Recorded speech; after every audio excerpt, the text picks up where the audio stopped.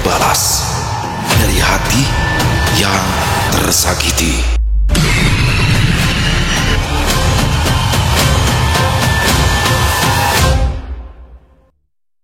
Assalamualaikum warahmatullahi wabarakatuh. Halo semuanya teman-teman, selamat malam, selamat datang kembali di channel kesayangan kita, channel Ilo Bercerita. Dan masih bersama saya Ilo, dimanapun teman-teman berada, semoga teman-teman selalu dalam keadaan sehat walafiat, tanpa kekurangan satu apapun, amin, amin ya robbal alamin. Dan pada kesempatan yang baik ini, saya akan membawakan satu kisah dari Isyawara Senja. Wow, kisah-kisah dari Isyawara selalu menarik ya, The Queen of Plot Twist. Tapi sebelum kita masuk ke dalam kisahnya, buat teman-teman yang mungkin belum subscribe channel Ilo Bercerita, bisa diklik dulu tombol subscribe. Jangan lupa lonceng notifikasinya juga dinyalakan agar teman-teman selalu mendapatkan notifikasi dari konten-konten yang akan kami upload selanjutnya. Dan untuk channel Ilo Bercerita kami upload setiap hari teman-teman ya. Setiap malam jam 9 malam waktu Indonesia bagian Barat. Nggak pakai berlama-lama lagi. Pasti udah nggak sabaran kan untuk masuk ke dalam kisahnya. Kita langsung saja kita berangkat ke Jawa Tengah. Wahyu akhirnya menepati janjinya. Setelah setahun menikah, ia mengajak Indri pulang ke kampung halamannya di Jawa Tengah. Di sebuah desa yang terletak di kaki gunung. Udara terasa dingin begitu mereka turun dari bus sore itu, bersamaan dengan beberapa penduduk lainnya. Jalan kecil berlapis aspal yang sudah banyak berlubang membawa mereka ke rumah papan milik orang tua Wahyu. Rumah mertuanya tampak sederhana dari luar, namun memiliki pekarangan yang cukup luas dengan pohon rambutan menjulang di samping. Indri menatapnya dengan perasaan bercampur kagum sekaligus asing. Baginya, ini pertama kalinya ia menjejak tanah kelahiran suaminya. "Ibu pasti senang melihat kamu ikut pulang," ucap Wahyu sambil menuntun Indri masuk. Di ruang depan, seorang perempuan berusia sekitar 50 tahunan menyambut mereka. Tubuhnya agak gemuk, rambutnya sudah beruban sebagian. Indri menunduk hormat, lantas mencium tangan mertuanya. "Assalamualaikum, Bu." "Waalaikumsalam. Akhirnya kalian datang juga. Ibu sudah nunggu-nunggu loh dari tadi pagi," jawab Bu Ratmi sambil menepuk lembut punggung tangan menantunya. Perjalanan dari kota menuju desa Bu Ratmi memang cukup jauh. Mereka membutuhkan waktu hampir seharian di dalam bus. Keduanya beristirahat sejenak. Indri bahkan sempat tertidur sementara suami dan mertuanya mengobrol. Menjelang maghrib, suara azan berkumandang dari masjid desa yang jaraknya sekitar setengah kilometer dari rumah. Indri yang terbiasa sholat berjamaah beranjak dari kamar sambil mengambil mukena. "Bu, saya mau ke masjid dulu. Letaknya di mana ya, Bu?" katanya. Bu Ratmi yang sedang membereskan meja langsung menoleh, ekspresinya berubah serius. "Sholatnya di rumah aja, Nduk." Indri sempat ragu, tapi "Nggak usah ke masjid dulu. Di sini itu beda dengan kota yang aman saat malam hari. Sementara nggak usah ke masjid dulu. Di sini itu berbeda dengan di kota yang aman saat malam hari. Sudah, dengarkan Ibu dulu ya," ujar Bu Ratmi tegas. Sepertinya dia sedang menyembunyikan sesuatu yang Indri tak pahami. Wahyu menepuk bahu istrinya. "Sudah, ikuti saja dulu ya. Apalagi kamu baru sampai di sini." Indri menurut karena tidak ingin menyinggung perasaan mertua di pertemuan pertama. Setelah sholat maghrib, mereka makan malam bersama di ruang makan yang diterangi lampu bolam kuning. Angin dari celah jendela yang sedikit terbuka membawa udara menyejukkan. Suasana cukup hangat.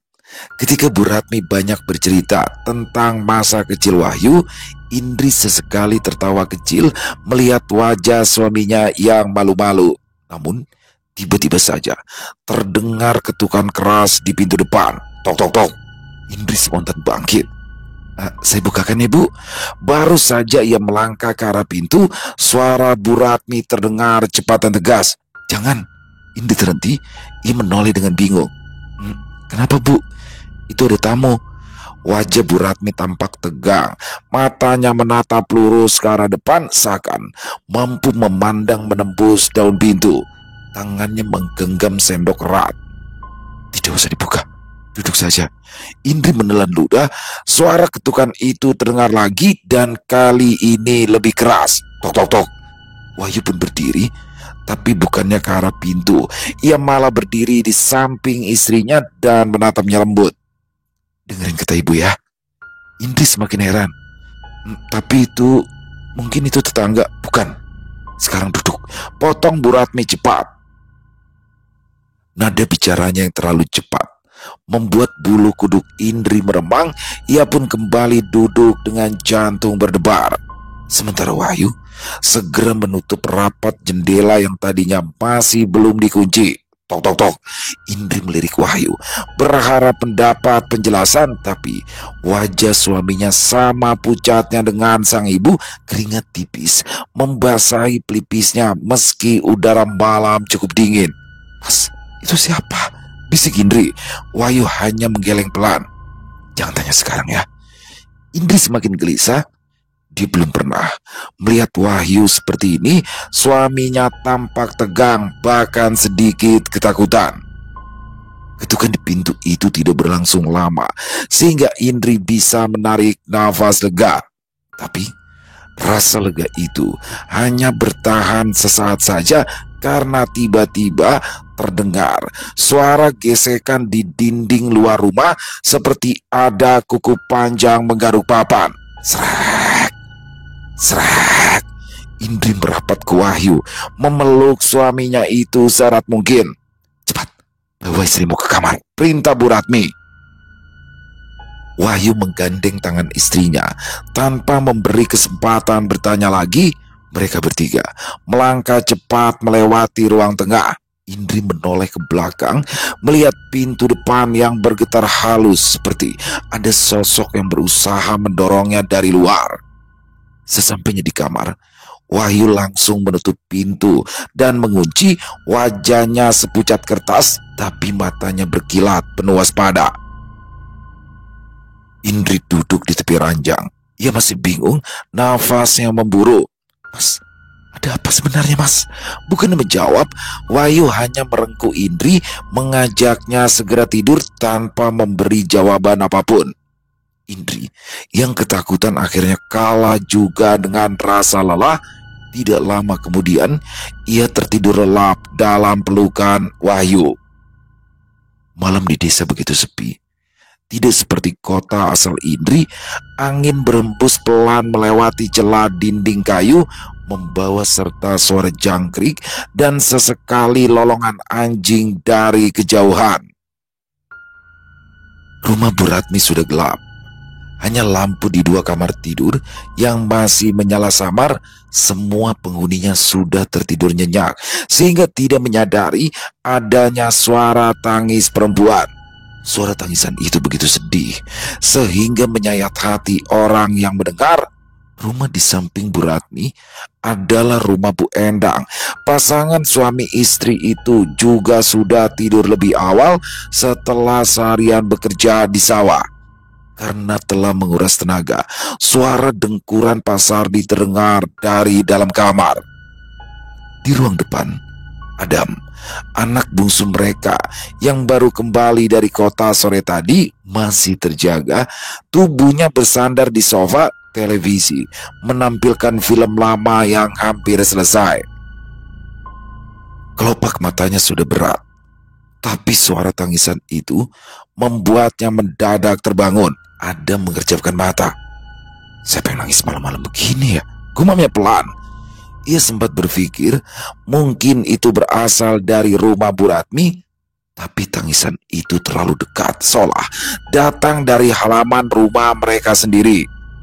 Adam segera mematikan televisi. Ruangan langsung gelap, kecuali cahaya redup dari lampu di dapur. Tangisan tersebut terdengar semakin jelas ketika televisi dimatikan. Karena rasa penasaran bercampur was-was, Adam berjalan menuju pintu depan, Tangan Adam sedikit bergetar saat meraih kunci. Ia sempat menempelkan telinga di daun pintu untuk mendengar lebih jelas. Benar, suara tangisan itu memang tepat di depan rumahnya. Hati Adam diliputi rasa takut, tapi dorongan rasa ingin tahu ternyata lebih besar. Perlahan ia membuka pintu. Engsel kayu berderit sementara angin malam yang dingin menyapu wajahnya. Saat pintu sudah terbuka lebar, Adam membelalak. Terlihat sosok pocong berdiri di hadapannya. Kain kafan itu kotor berlumur lumpur. Wajah pucat itu separuh tertutup kain, sedangkan kedua matanya kosong memandang lurus. Dari tubuhnya menetes kotoran yang menodai lantai teras. Adam terhuyung mundur. Wajahnya pucat pasi, bibirnya gemetar, sulit mengucapkan sepatah kata pun. Lalu pocong itu mulai berbicara dengan suara perempuan. Aku ingin pulang. Biarkan aku pulang. Suara perempuan itu begitu familiar di telinganya dulu. Dia sering bermain dengan pemilik suara tersebut. Tubuh Adam terasa lemah, seakan seluruh tenaganya sudah dikuras habis. Dia ingin berlari, tapi kakinya terpaku di lantai. Jantungnya berdegup kencang, pelipisnya basah oleh keringat dingin. Adam semakin ketakutan karena sosok mengerikan itu semakin mendekat. Ketika jarak mereka tinggal sejengkal, rasa takut Adam mencapai puncak. Celananya basah. Adam kencing tanpa sadar. Cairan hangat mengalir di betis. Tapi rasa malunya kalah jauh dibanding rasa takutnya. Jangan mendekat. Mohonnya setengah merintih. Percuma. Wajah pucat pocong itu kini tepat di depan Adam. Bahkan dia bisa mencium aroma busuk dari tiap bagian tubuhnya yang sudah membusuk. Pandangan Adam sontak berkunang-kunang. Dalam sepersekian detik, kegelapan menguasai kesadarannya. Dia roboh di lantai teras, pingsan. Sementara itu di kamar, Bu Endang terusik oleh suara pintu terbuka. Dia terbangun, duduk di ranjang sambil mengucek mata. Adam, ngapain dia keluar rumah malam-malam? Gumamnya. Dia menoleh pada suaminya yang masih terlelap, lalu bangkit. Kain selimut terseret hingga jatuh ke lantai, tapi tak ia pedulikan. Dengan langkah terburu-buru, ia segera keluar dari kamar. Suasana rumah begitu hening. Hanya bunyi jarum jam berdetak di dinding ketika Bu Endang berjalan menuju pintu depan yang dibiarkan terbuka. Ketika ia sampai di ambang pintu, matanya membelalak. Adam, anaknya. Adam tergeletak di lantai teras dalam keadaan pingsan, wajahnya pucat dengan celana yang basah kuyup. Bu Endang langsung berteriak panik. Pak, sini toh Pak, anak kita pingsan. Teriakan Bu Endang membuat suaminya, Pak Sardi, terbangun dengan kaget. Lelaki itu bergegas keluar kamar tanpa sempat memakai baju, hanya memakai sarung saja. Wajahnya tampak serius saat melihat Adam tergeletak di teras dengan mata tertutup. Bu Endang sudah berjongkok sambil mengguncang tubuh putranya. Pak, ayo Pak, bawa dia ke kamar. Badannya dingin banget. Pak Sardi bergerak sigap meraih tubuh Adam yang lemas. Dia agak kesulitan karena tubuh anaknya yang berat. Sekilas tercium bau menyengat sehingga wajah Pak Sardi berkerut. Bu, kamu nyium bau pesing gak? Ini si Adam ngompol ya. Belum sempat mereka bicara lebih jauh, pandangan Bu Endang terarah ke arah samping rumah Bu Ratmi. Di sana, di bawah cahaya bulan, tampak bayangan putih berdiri di arah mereka. Bu Endang berbisik, Papa, coba kamu lihat itu Pak. Pak Sardi sekilas menoleh, lalu buru-buru memeluk erat tubuh Adam. Ayo, cepat masuk, jangan dilihat lagi. Dengan langkah tergesa-gesa, mereka masuk ke dalam rumah. Pintu langsung ditutup rapat, kunci diputar hingga bunyi krek terdengar jelas. Tirai jendela ditarik menutupi pandangan keluar. Malam itu Mereka tidak tidur lagi. Adam dibaringkan di kamar dengan selimut tebal setelah Pak Sardi mengganti pakaiannya yang kotor.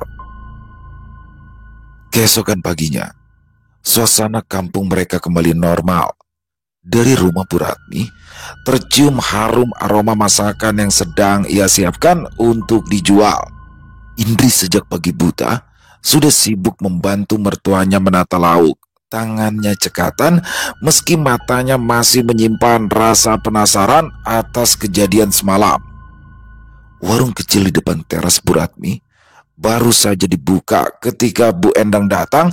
Wajahnya tampak lelah, kantung matanya menghitam karena semalaman tidak tidur. Bu Endang memilih bangku terdekat. Ia duduk dengan tubuh yang lunglai. "Bu, anakku tadi malam itu ketemu sama sosok itu." "Sosok itu?" tanya Indri tak mengerti. Dengan suara gemetar, Bu Endang mulai menceritakan. "Tadi malam Adam itu pingsan di teras depan. Ketika diangkat sama bapaknya, aku itu sempat ngelihat pocong di dekat sini." Indri menelan ludah, tubuhnya merinding. Bu Ratmi menarik napas panjang. "Kenapa sih kalian masih keluar rumah? Apa Adam tidak kamu kasih tahu?" "Maaf Bu, memangnya itu apa ya Bu?" tanya Indri tak sabar. Bu Ratmi memandang Indri dan Bu Endang bergantian. Dia paham kalau menantunya ini tampak penasaran, tapi Bu Endang yang warga asli harusnya juga sudah tahu dari awal. "Sudah beberapa waktu ini, kampung kami tidak aman kalau malam datang, Dri. Tiap malam ada sosok pocong yang berkeliaran. Wajahnya mirip Asti." Bibir Bu Ratmi sedikit pucat. Dia tidak suka menceritakan hal ini. "Anak bungsu dari Pak Wardi, tetangga sebelah utara. Dia meninggal bulan lalu dengan perut membuncit karena tidak bisa buang air besar dalam waktu yang lama," jelas Bu Ratmi. Indri mendesis sendiri. "Innalillahi." Bu Ratmi melanjutkan dengan suara rendah. "Sebelum sakit parah, konon Asti sempat bercerita pada ibunya. Katanya dia bermimpi dikejar anjing gila yang menggigitnya sampai berdarah. Dan sejak itu, Asti mulai sakit-sakitan. Makin lama makin membesar perutnya, lalu dia meninggal dengan cara mengenaskan." "Mimpi dikejar anjing gila?" Bu Endang baru mendengar kabar itu. "Iya," jawab Bu Ratmi singkat. Indri berdiam diri.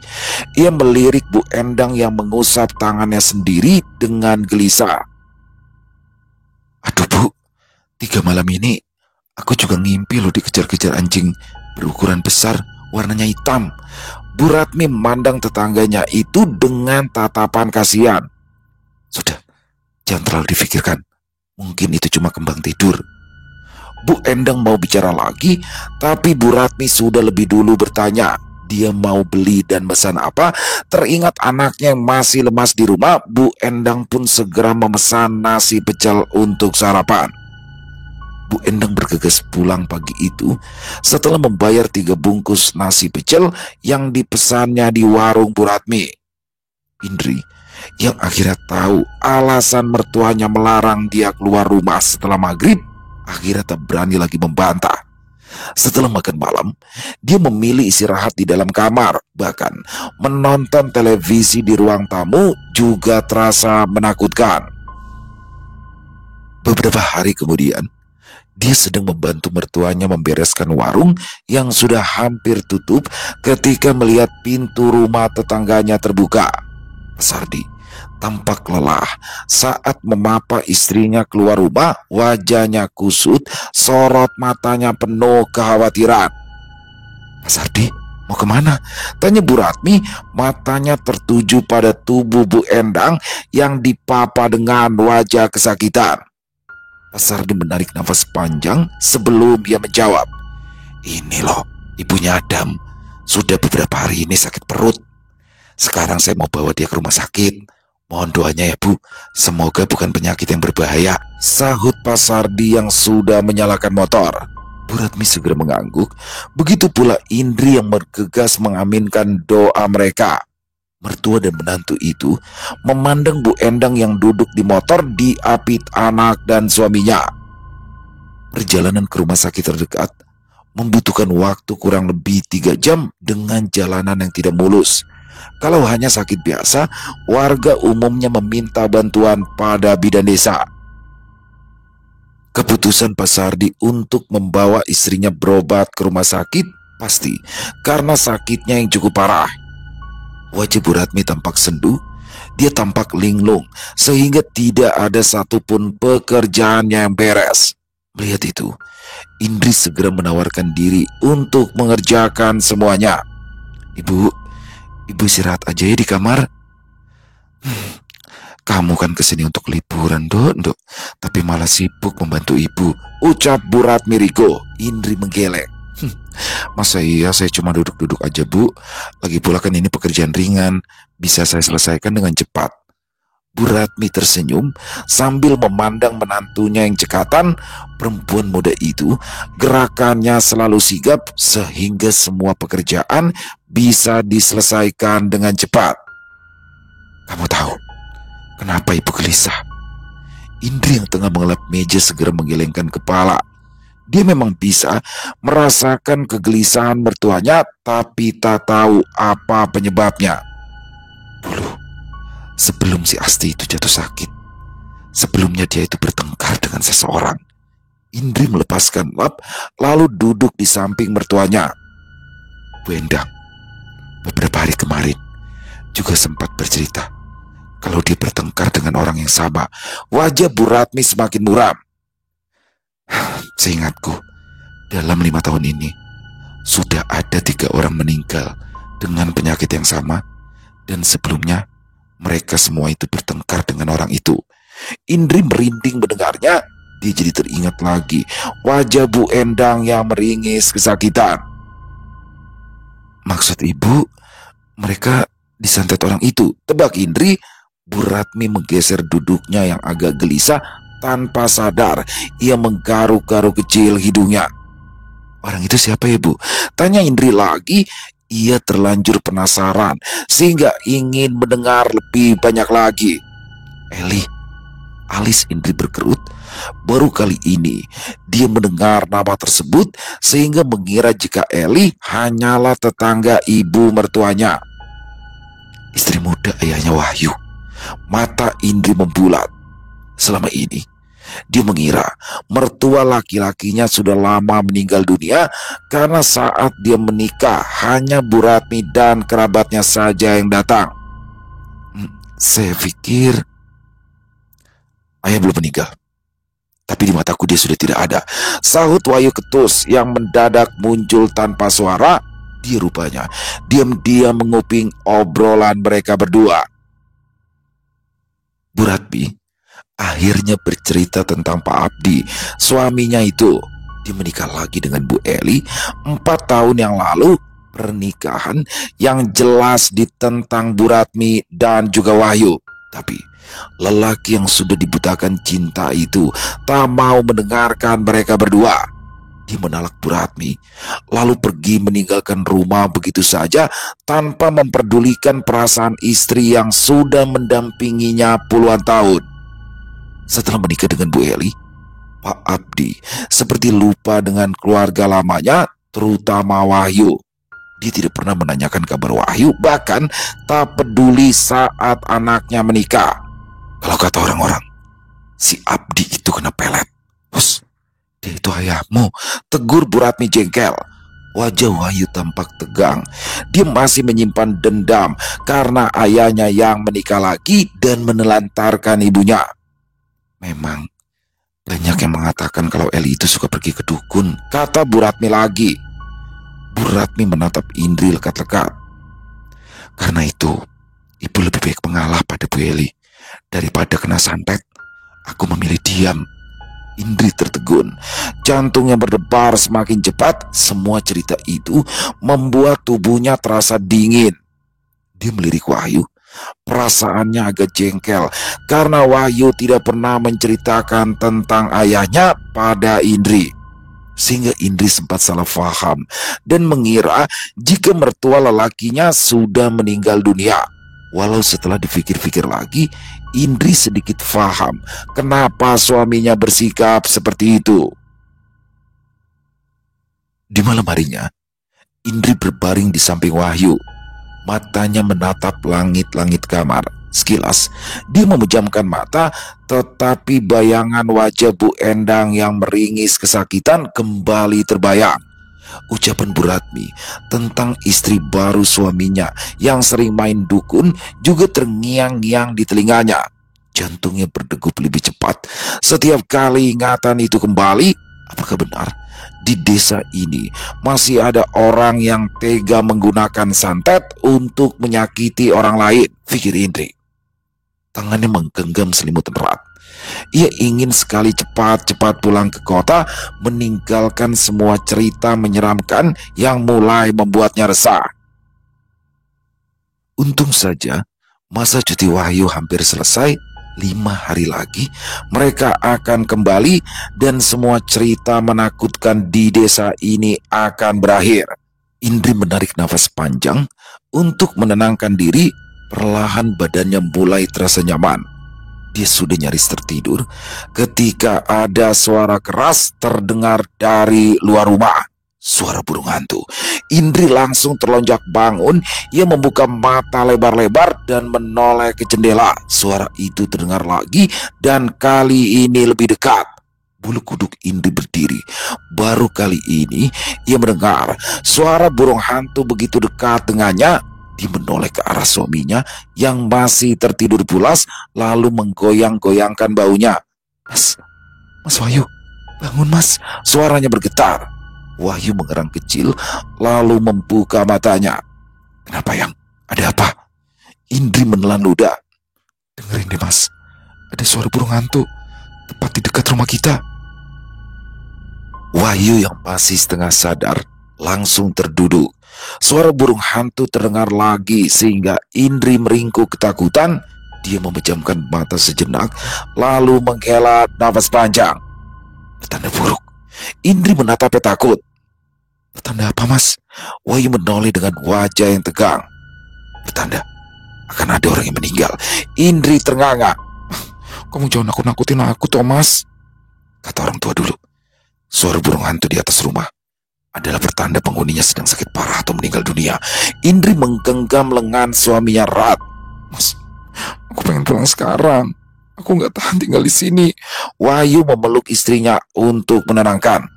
Sabar ya, sebentar lagi kita akan pulang. Sekarang kamu tidur aja lagi ya. Indri menggeleng cepat. Aku nggak bisa tidur. Suara itu bikin aku takut mas. Burung hantu itu kembali bersuara. Kali ini terdengar lebih panjang. Indri sampai menutup telinganya dengan kedua tangan. Tubuhnya gemetar. Wahyu membelai rambut istrinya. Berdoa saja ya, semoga tidak terjadi apa-apa dan kita semua dilindungi. Indri menatap wajah suaminya lalu mengangguk lemah. Meski begitu hatinya masih diliputi rasa was-was. Bahkan saat pagi datang, wajah Indri masih tampak lesu. Dia tidak bersemangat seperti biasanya ketika membantu mertuanya berjualan. Indri terduduk di teras. Wajahnya letih karena semalaman hanya bisa tidur sebentar. Wahyu datang membawa secangkir teh. Minum teh dulu ya, biar segar. Wahyu, istrimu kenapa? Bu Ratmi memandang menantunya dengan tatapan iba. Wahyu pun menceritakan apa yang terjadi tadi malam. Belum sempat Bu Ratmi menyaut, mereka dikejutkan dengan motor Adam yang melaju dengan kencang. Itu bukannya anaknya Bu Endang ya? Tanyanya. Wahyu ikut menoleh. Ya, itu Adam. Sepertinya dia terburu-buru. Adam berhenti di depan rumah Bu Ratmi. Dia menatap mereka bertiga dengan mata yang tampak sembab. Ada apa, Dam? Kenapa kamu buru-buru? Adam menelan ludah. Suaranya bergetar ketika berkata, Ibuku meninggal dunia. Sebentar lagi akan diantar dengan ambulans dari rumah sakit. Bu Ratmi langsung lemas. Dia hampir terjatuh di depan pintu rumahnya. Matahari sore perlahan tenggelam di ufuk barat ketika liang lahat Bu Endang ditutup tanda merah. Suara talqin yang dilantunkan oleh Modin desa masih bergema di telinga para pelayat. Pak Sardi berdiri di tepi makam, tubuhnya bergetar menahan tangis. Sesekali ia menggeleng, masih tak percaya bahwa istrinya benar-benar telah pergi. Adam berdiri di samping ayahnya, wajahnya pucat dan matanya sembab, tapi masih harus menopang tubuh Pak Sardi yang nyaris jatuh setiap kali langkahnya goyah. "Pelan-pelan, Pak," ucap Adam lirih sambil meraih lengan ayahnya. Pak Sardi mengangguk pelan, suaranya parau ketika berbisik, "Ibumu secepat ini pergi meninggalkan kita. Ini salahku karena tidak cepat-cepat membawanya berobat." Adam menahan air mata yang kembali menggenang. "Sudahlah, Pak, kita doakan saja. Semoga ibu tenang di sisi Allah." Warga mulai beranjak pulang satu persatu. Hanya kerabat dekat dan beberapa tetangga yang menunggu Pak Sardi bisa diajak berjalan kembali menuju rumah. Tubuh lelaki tua itu begitu lunglai hingga Wahyu harus ikut memapanya. Tahlilan malam pertama berjalan hikmat. Rumah yang tidak terlalu besar itu sesak karena warga yang hadir. Indri duduk di pojok ruangan bersama Bu Ratmi. Sejak tadi, mereka sibuk membantu di dapur menyiapkan hidangan untuk tamu yang datang. "Kasihan sekali Pak Sardi ya," bisik Indri sambil mencondongkan badan ke arah mertuanya. "Beliau seperti kehilangan arah." Bu Ratmi mengangguk pelan. "Ya wajar, Nduk. Mereka berdua jarang sekali berpisah. Apa-apa selalu bersama. Kehilangan pasangan hidup itu memang sangat berat." Indri menunduk, dadanya terasa sesak. Bayangan wajah Bu Endang terlintas di benaknya. Ketika acara selesai, para tetangga perlahan berpamitan. Beberapa kerabat masih bertahan duduk menemani Pak Sardi yang tak henti-hentinya mengusap mata. Adam duduk di sampingnya, berusaha mengajak Pak Sardi mengobrol meski wajahnya sendiri tampak kusut. Bu Ratmi menoleh pada Indri. "Sudah malam, kita pulang saja dulu. Besok pagi kita datang lagi." Indri mengangguk pelan. "Baik, Bu." Mereka pun berpamitan pada Adam dan kerabat yang lain. Pak Sardi mengangguk lemah. Ia sudah tak sanggup lagi berbicara. Malam itu terasa sangat dingin. Rumah mereka yang hanya berjarak beberapa meter terasa sangat jauh. Sesampainya di depan rumah, Bu Ratmi membuka pintu menggunakan kunci. Indri mengikutinya masuk, melepaskan alas kaki, lalu duduk sebentar di ruang tamu sambil mengatur nafasnya. Wahyu masih di rumah Pak Sardi. Mungkin akan begadang di sana sampai besok. Belum sempat mereka benar-benar beristirahat, suara ribut terdengar dari arah rumah Pak Sardi. Suara teriakan bercampur panik membuat Indri dan Bu Ratmi saling berpandangan. "Apa itu?" tanya Indri dengan wajah cemas. Bu Ratmi berdiri dan menajamkan telinga. Dari sebelah sana terdengar jelas suara beberapa orang yang berteriak, "Pocong! Ada pocong!" Indri langsung memegang dada, jantungnya berdegup kencang. "Ya Allah," bisiknya lirih. Dia semakin tidak betah tinggal di desa yang menyeramkan ini. Suara hiruk pikuk yang ramai di depan rumah Pak Sardi. Orang-orang terdengar panik sampai salah satu di antaranya kelepasan menyebut itu adalah pocong Bu Endang. Indri dan Bu Ratmi berdiri kaku di ruang tamu, hanya bisa saling pandang, tidak percaya dengan apa yang baru mereka dengar. Ketakutan yang dirasakan Indri membuatnya kembali susah tidur. Keesokan harinya, ia bangun kesiangan lagi, tapi kali ini ia dibangunkan oleh teriakan banyak orang yang membuatnya duduk tergesa di tepi ranjang. "Ada apa sih ribut-ribut?" gumamnya sambil melirik ke arah pintu kamar. Dia heran, sebab biasanya pada jam seperti ini mertuanya sudah sibuk menyiapkan dagangan untuk berjualan. Tetapi rumah masih sepi, aroma masakan pun tidak tercium. Indri segera keluar kamar.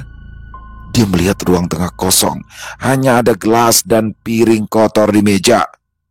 "Bu," panggilnya. tapi tak ada jawaban.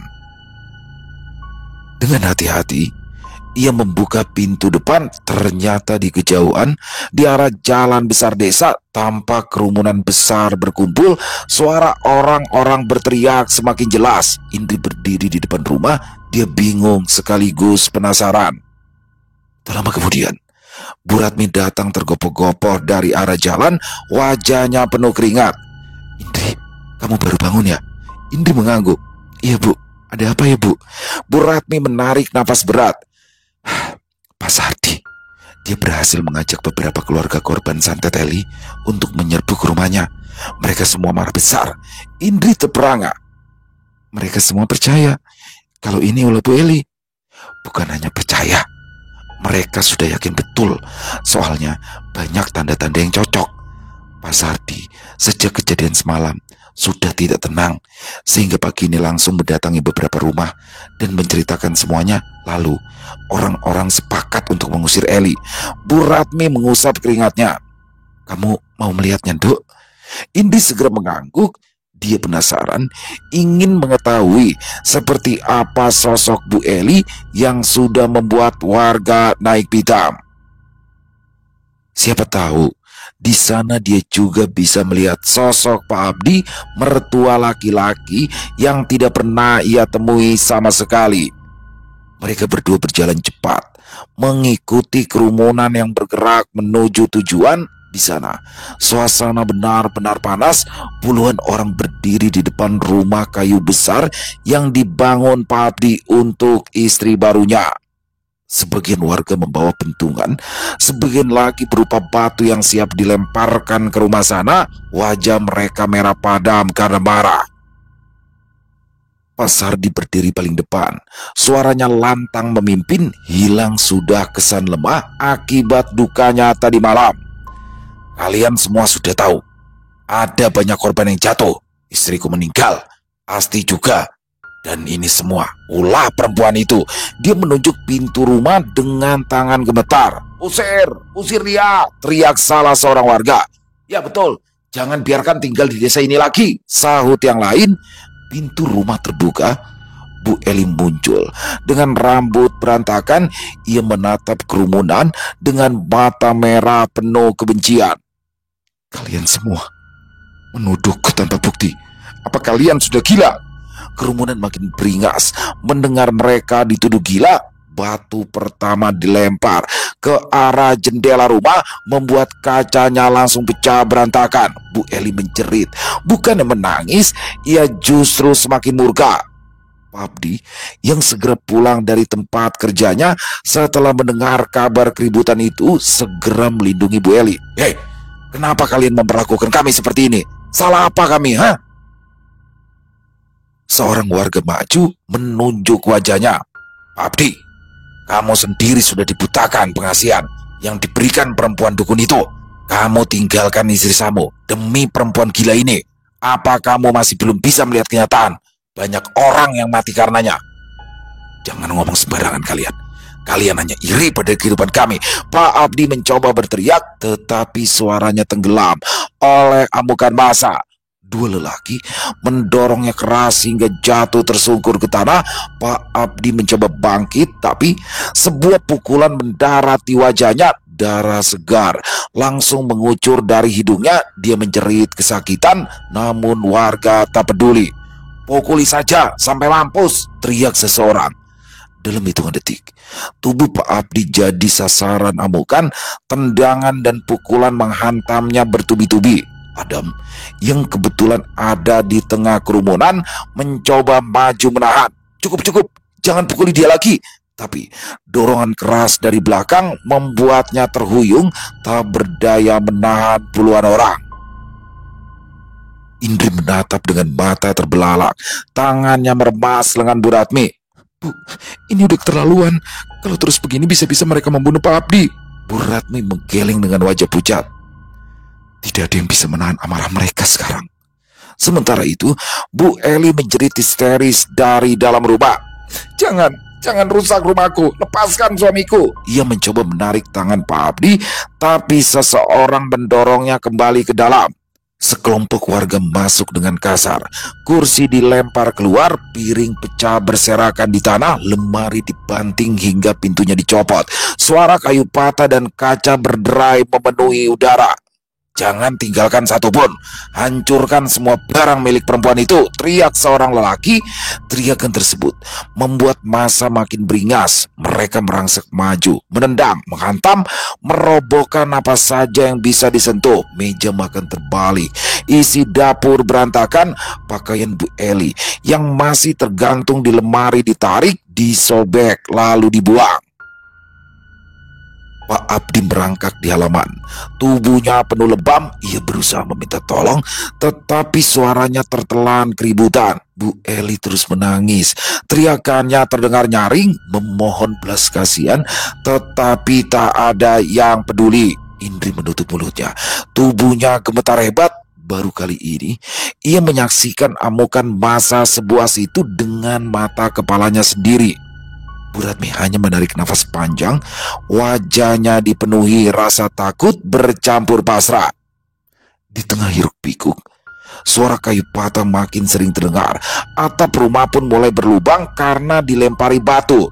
Suara orang-orang yang marah bercampur dengan tangisan Bu Eli dan rangan Pak Abdi.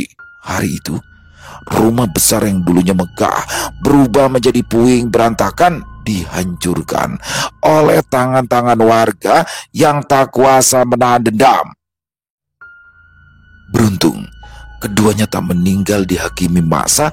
Aparat desa datang tepat waktu untuk menyelamatkan pasangan suami istri itu. Warga baru bersedia bubar setelah aparat desa berjanji akan mengusir Bu Eli dan Pak Abdi. Pulang, ajak Wahyu yang tiba-tiba muncul di belakang Indri dan Bu Ratmi.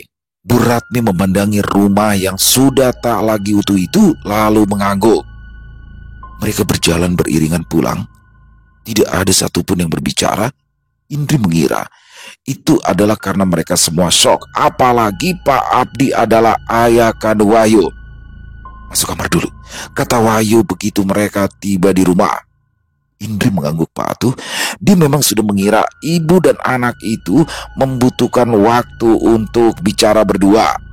Dia masuk ke dalam kamar, menebus waktu tidurnya yang kurang 2 hari ini. Sementara itu, Wahyu menatap ibunya dengan sorot mata penuh kekecewaan. "Sudah puas, Bu, sekarang?" tanya Wahyu pelan.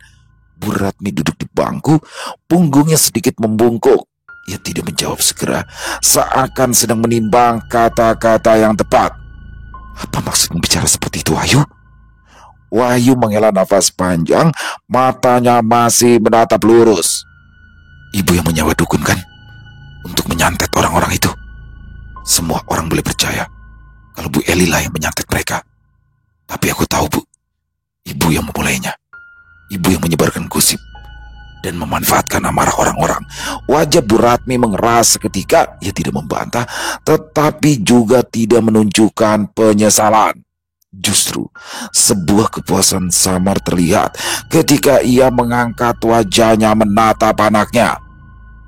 "Dendam harus dibalas sampai tuntas, Wahyu," katanya tenang, seakan-akan sedang menjelaskan sesuatu yang wajar. "Kalau tidak, maka orang-orang akan semakin berani menginjak-injak kepala kita.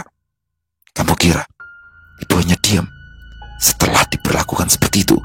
Wahyu mengepalkan tangan. Dia tidak bisa bicara apa-apa. Dirinya berada dalam posisi serba salah. Bu Ratmi menarik napas panjang. Matanya menerawang ke arah dinding papan yang mulai keropos. "Kamu masih muda. Belum tahu bagaimana rasanya dikhianati pasangan yang sudah puluhan tahun bersama. Ayahmu meninggalkan ibu begitu saja demi dia. Membiarkan ibu bekerja keras untuk bertahan hidup sendirian." Suasana rumah terasa kian menyesakan. Bau minyak angin yang baru saja dipakai Bu Ratmi membuat Wahyu semakin resah. "Sebenarnya, aku sudah merasa ada yang salah. Sejak Asti gentayangan waktu itu, dia selalu berada di sekitaran rumah kita.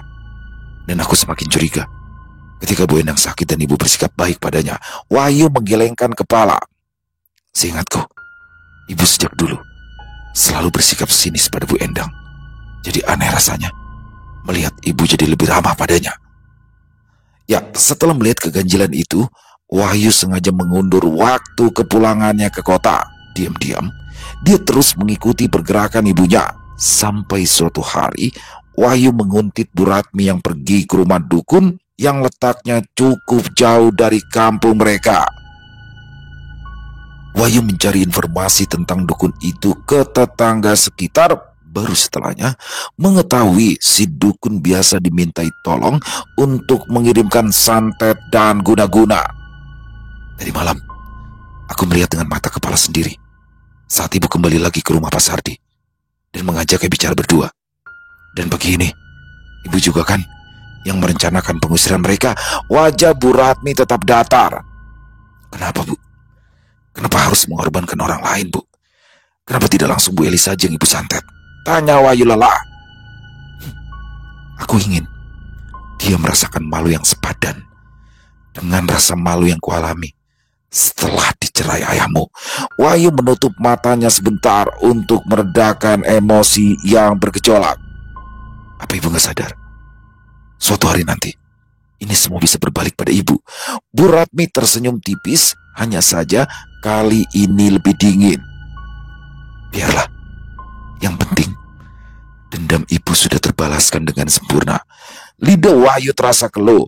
Dia tak tahu harus berkata apa, lagi pula semuanya sudah terlanjur terjadi.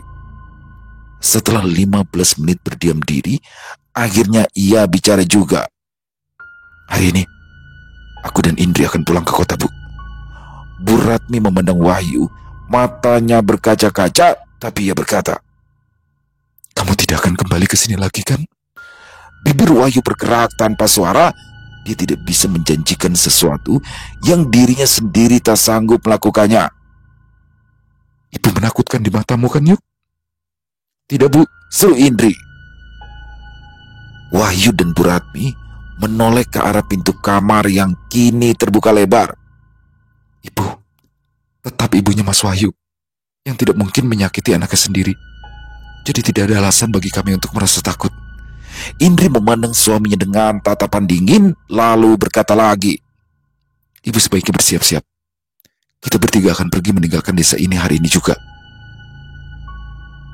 Bu Ratmi akhirnya pergi meninggalkan desa di kaki gunung itu dengan dendam yang sudah terbalas.